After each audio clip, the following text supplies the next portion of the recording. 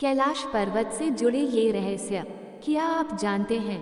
कैलाश पर्वत को भगवान शिव का पावन धाम कहा जाता है, लेकिन इस पर्वत से कई रहस्य जुड़े हुए हैं। इसलिए आज तक कोई भी आम इंसान कैलाश पर्वत के शिखर तक नहीं चढ़ सका।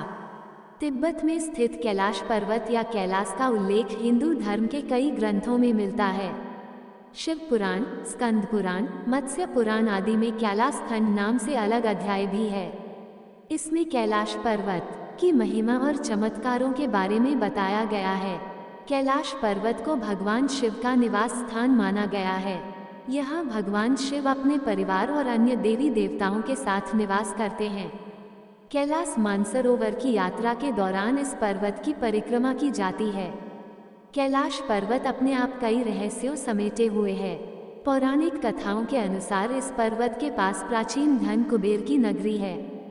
मान्यता तो ये भी है कि जो व्यक्ति अपने जीवन काल में अच्छे और पुण्य कर्मों को करता है, मृत्यु के बाद उसकी आत्मा को कैलाश पर्वत पर स्थान प्राप्त होता है। जानते हैं कैलाश पर्वत के उन रहस्यों के बारे में जो आपको हैरान कर देंगे।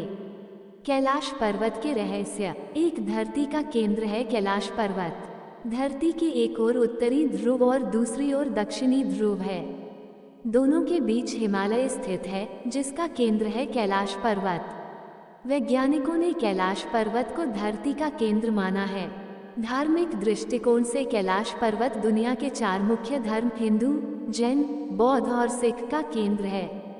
2 अजेय है कैलाश पर्वत। कैलाश पर्वत की ऊंचाई लगभग 6600 मीटर है, जो कि दुनिया के सबसे ऊंचे पर्वत माउंट एवरेस्ट से कम है।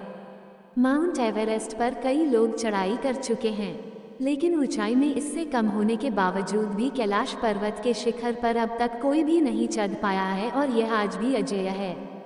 3 पर्वत के शिखर पर कोई नहीं चढ़ सका। कैलाश पर्वत के शिखर पर चढ़ना निषिद्ध है, लेकिन 11वीं सदी के एक बौद्ध भिक्षु योगी मिलारेपा ने कैलाश पर्वत पर चढ़ाई की थी। इस पर्वत के शिखर पर पहुंचकर वापस आने वाले वह पहले इंसान थे। हालांकि पर्वत के शिखर पर चढ़कर वापस आने के बाद मिलारेपा ने कुछ भी नहीं कहा, इस कारण आज भी यह रहस्य बना हुआ है। 4 कैलाश पर्वत से सभी नदियों का उद्गम। कैलाश पर्वत की 4 दिशाओं से 4 नदियों ब्रह्मपुत्र, सिंधु, सतलज और कर्नाली का उद्गम हुआ है। इन नदियों से ही गंगा, सरस्वती समेत अन्य नदियां निकली हैं।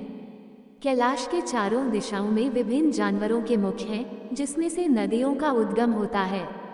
इसके पूर्व में अश्वमुख है, पश्चिम में हाथी का मुख, उत्तर में सिंह का मुख और दक्षिण में मोर का मुख है।